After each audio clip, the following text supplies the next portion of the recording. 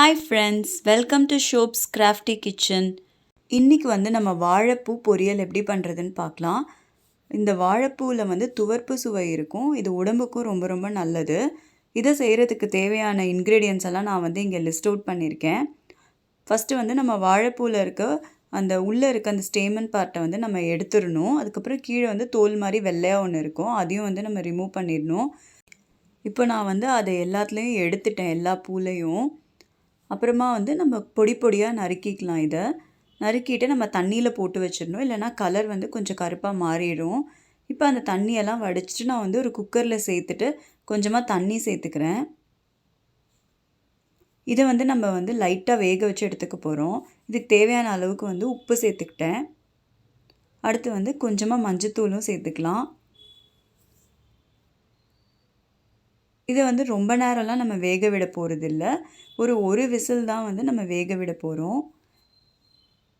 இதுக்கு இடையில் நான் பாசிப்பருப்பை ஒரு 2 டேபிள் ஸ்பூன் அளவுக்கு எடுத்து வேக வச்சுக்கிறேன். ரொம்ப குழைவாக வேகக்கூடாது. இது இந்த பருப்பு நல்லாவே தெரியணும். ஒரு 70% வெந்தால் போதும்.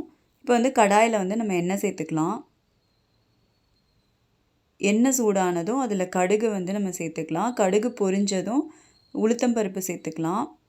உளுத்தம்பருப்பு லைட்டாக கலர் மாறினதும் நம்ம ஒரு பெரிய வெங்காயம் நான் நறுக்கி வச்சுருக்கேன். ஒரு சின்ன சைஸ் வெங்காயம் தான் அது.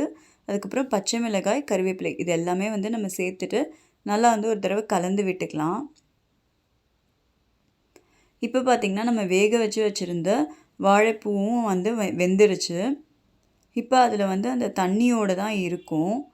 நம்ம நிறையா தண்ணி ஊற்றலை. ஸோ கொஞ்சமாக அந்த தண்ணி இருக்குது. அந்த தண்ணியை நம்ம வடிகட்டி எடுத்துடலாம். அந்த தண்ணியோடு சேர்த்திங்கன்னா கொஞ்சம் கசப்பாக இருக்கும். சின்ன பசங்களாம் சாப்பிட மாட்டாங்க.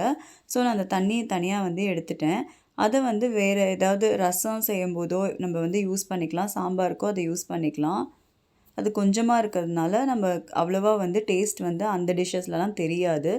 நான் இதில் தண்ணியை சேர்க்காம அந்த வாழைப்பூவை மட்டும் சேர்த்துட்டேன். அடுத்து நம்ம 70% அளவுக்கு வேக வச்சுருக்க பாசிப்பருப்பையும் நான் சேர்த்துட்டேன்.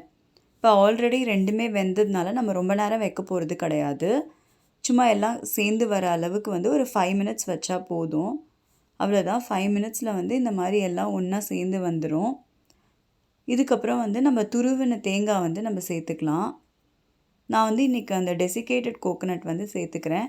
நீங்கள் ஃப்ரெஷ்ஷாக துருவின தேங்காய் இருந்தாலும் சேர்த்துக்கலாம். ஸோ இப்போ நம்மளோட வாழைப்பூ சூப்பராக ரெடி ஆகிடுச்சு. டேஸ்ட்டாகவும் இருக்கும். அந்த துவர்ப்பு தன்மையே அந்த அளவுக்கு தெரியாது, பட் லைட்டாக இருக்கும். இந்த சத்தான வாழைப்பூவை நீங்களும் இந்த மாதிரி ட்ரை பண்ணி பாருங்கள். உங்களுக்கு எப்படி வந்ததுன்னு கமெண்ட்ஸில் சொல்லுங்கள். உங்களுக்கு இந்த வீடியோ பிடிச்சிருந்ததுன்னா லைக் பண்ணுங்கள், ஷேர் பண்ணுங்கள், சப்ஸ்கிரைப் பண்ணி சப்போர்ட் பண்ணுங்கள். தேங்க்யூ.